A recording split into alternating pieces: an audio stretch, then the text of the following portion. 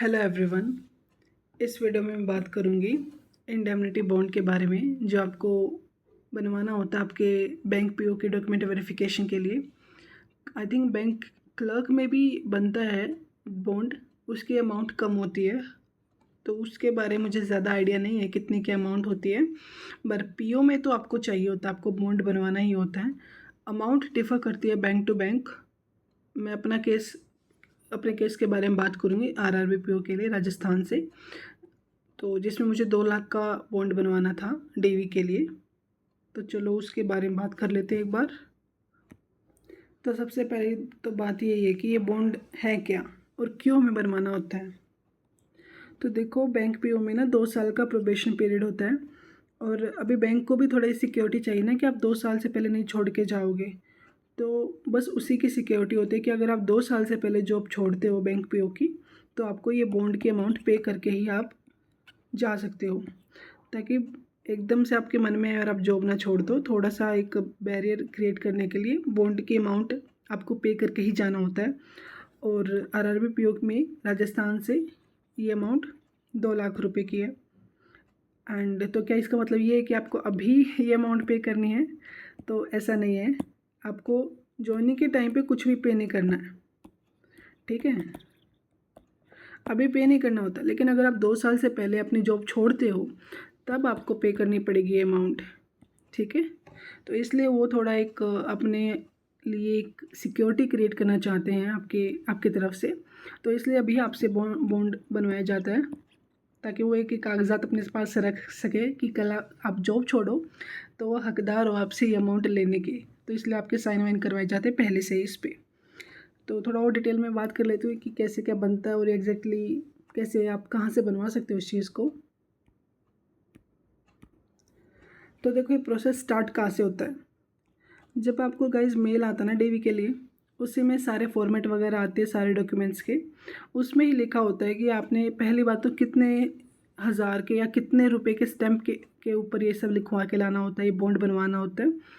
मेरे केस में 1000 रुपये के स्टैम्प पेपर के ऊपर मैंने ये बॉन्ड बनवाना था। आपका केस डिफरेंट हो सकता है, आपके बैंक हो सकता है कोई और किसी और अमाउंट के स्टैम्प पेपर पे चीज़ वो चाहता है, तो वो मेंशन्ड होगा, उसकी चिंता नहीं करनी। नॉन जुडिशियल स्टैम्प पेपर पे लिखवाना होता है, ये भी उस पर मैंशनड होगा कि आपने कितने अमाउंट के स्टैम्प पेपर पे निकलवानी है चीज़, और नॉन जुडिशियल स्टैम्प पेपर होना चाहिए। और आप अभी ये चीज़ करवाओगे कहाँ से, मतलब कहाँ से बनवाओगे बॉन्ड? तो क्या आपको कोर्ट जाना पड़ेगा बॉन्ड बनवाने के लिए? तो देखो, कोर्ट जाके भी बॉन्ड बन सकता है, ऐसा नहीं है, लेकिन कोर्ट जाके ही बॉन्ड बनेगा ये चीज़ गलत है। तो इसके अलावा भी ऑप्शंस हैं। तो जो आपकी तहसील होती है ना गाइस, उप तहसील, तहसील बेसिकली जहाँ पे नोटरी वाले बंदे बैठते हैं, क्योंकि वही आपके स्टैम्प पेपर निकाल के आपको देंगे, और फिर वो नोटराइज्ड भी करवाना होता है, वो भी मेंशन होता है आपके उस मेल में, सब कुछ लिखा होता है। तो ये सब काम कोर्ट में जाके देखो हो सकता है, बट कोर्ट ही जाओगे करवाने के लिए ज़रूरी नहीं है। आप अपने तहसील या उप तहसील में जाके काम करवा सकते हैं, जहाँ पे नोटरी वाले बैठते हैं। उनको बताना जाएंगे कि मुझे मेरा बैंक पीओ का पेपर क्लियर हुआ है, मेरा डीवी है, और मुझे उसके लिए बॉन्ड बनवाना है, और ये सर ये मेरा फॉर्मेट आया, आप देख लो और बना दो ये। वो प्रिंट करना होगा प्रिंट कर देंगे, टाइप करना होगा टाइप कर देंगे, आप उनको वो दिखा देना फॉर्मेट, वो समझ जाते हैं, उनका तो डेली का काम भाई है, ठीक है? और कोर्ट ना जाके आप ऐसे बनवाओगे तहसील से, तो वो ज़्यादा फ़ायदेमंद है। पता है क्यों? भाई कोर्ट सैटरडे संडे ऑफ होती है, ये वाला सिस्टम नोटरी वाले, देखो तहसील का आई डोंट नो कि बंद होती नहीं होती, क्योंकि मैंने तो आई थिंक सैटरडे को ही बनवाया था, तहसील के बाहर से ही नोटरी वाले बैठते हैं। तो मतलब यहाँ पे थोड़ा और आपके पास लीवे होता है कि अगर टाइम कम है तो आप बनवा सकते हो।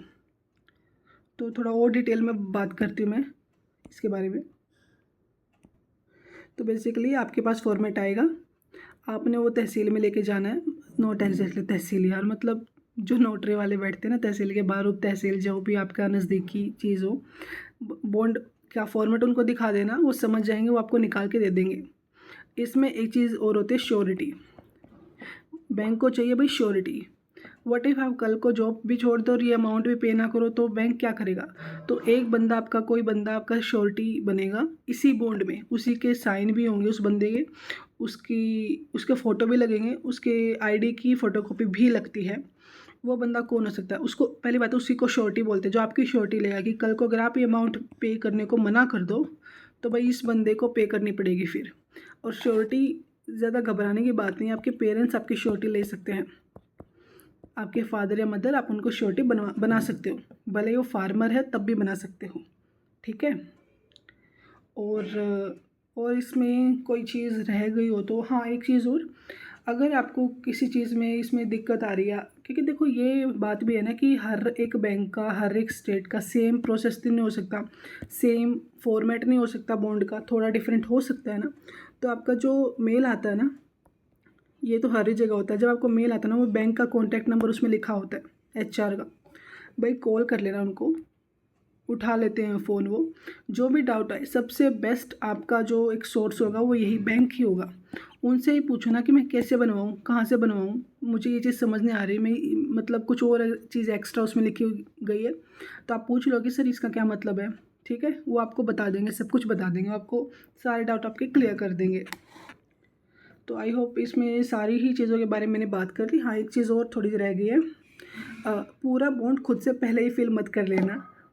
बहुत सी चीज़ें होती हैं, देखो आपका नेम वगैरह तो ऑफ कोर्स आप फिल करोगे, एकदम खाली बॉन्ड नोटराइज नहीं होता उस पर, क्योंकि थोड़ा तो आप कुछ लिखोगे ना पहले ही, ऐसे ही थोड़ी ना खाली पन्ना आपने वो प्रिंट करवा दिया, जो फॉर्मेट आया था आपने फ़ोटो वोटो लगा दिया, साइन कर दिया, कुछ और ज़्यादा फिल किया ही नहीं।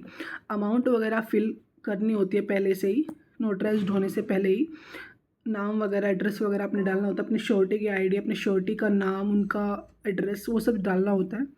बट कुछ चीज़ें होती है, जैसे लेटर नंबर कई बार होता है भाई, वैसे ही लेटर नंबर और कुछ नहीं है, जो आपको ऑफ़र लेटर आता है ना, उसमें उसी का जो नंबर होता है ना, रेफरेंस नंबर बोलते हैं शायद इसको, या फिर लेटर नंबर भी इसी को बोलते हैं। जो ऑफ़र लेटर आता है ना जब आपका,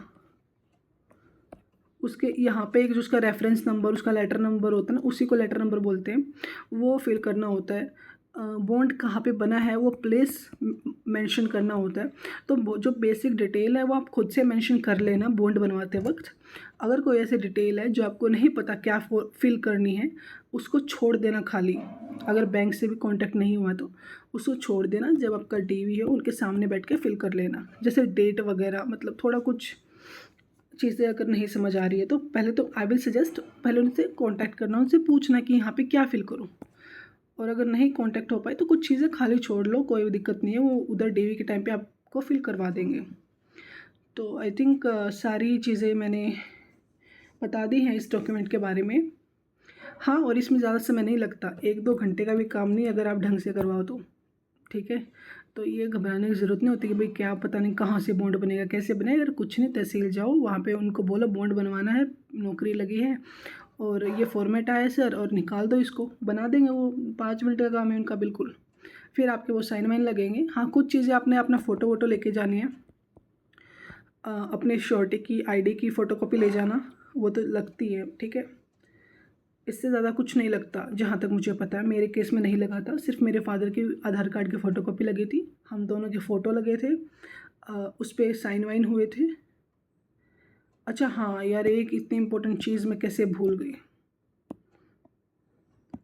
2 विटनेस भी लगे थे, अभी मुझे याद आया, 2 विटनेस भी लगे थे। ये विटनेस बेसिकली पहले तो एक तो आपके नाम से बॉन्ड बनेगा, दूसरे आपकी श्योरिटी जो आपके फादर या मदर हो सकते हैं, तीसरे विटनेस।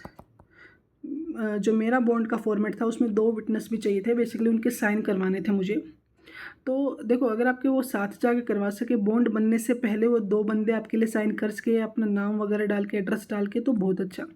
पर अगर नहीं भी करते, बहुत जगह ये भी होता है कि बॉन्ड बन गया लेकिन विटनेस का कॉलम खाली पड़ा है, तो जब आप डी करवाओ उधर भी किसी से करवा सकते हैं, आपने फिर अड़ोस पड़ोस में किसी से करवा लेना। बट आई विल सजेस्ट जब बॉन्ड बनवाओ ना, तभी किसी अपने 2 दोस्तों को ले जाना, या फिर 2 अपने पापा के फ्रेंड हो आपके अड़ोसी पड़ोसी, उनको ले जाना जो आपके लिए बॉन्ड पे साइन कर सके। बस वो विटनेस का काम करेंगे, और उनको कुछ नहीं, मतलब ऐसे गारंटी ले रहे हो किसी चीज़ की, बस ये आपने बॉन्ड बनवाया, इसका वो विटनेस है, इसके विटनेस है, दैट्स ऑल। श्योरिटी आपके फादर ही वही पे करेंगे अगर आप मना कर देते हैं तो कल को। तो ठीक है, बस इनकी भी आई थिंक इनकी आधार कार्ड की फ़ोटो कॉपी वगैरह नहीं लगती, विटनेस का सिर्फ नाम, उनका एड्रेस, कॉन्टैक्ट नंबर यही लगता है, उनके बस साइन लगते हैं और कुछ भी नहीं। तो आई होप मैंने सारी चीज़ें बता दी हैं इस डॉक्यूमेंट के बारे में, कुछ नहीं बचा है जितना मुझे अभी ध्यान आ पाया, क्योंकि 1 महीना हो चुका है इस चीज़ को ऑलमोस्ट, तो मुझे ज़्यादा चीज़ें अभी याद नहीं है एंड थोड़ा लेट हो गया वीडियो बनाते बनाते, बट अब भी बना दिया। चलो ठीक है, कोई दिक्कत नहीं। Okay, thank you so much for watching this video guys, have a nice day, bye guys.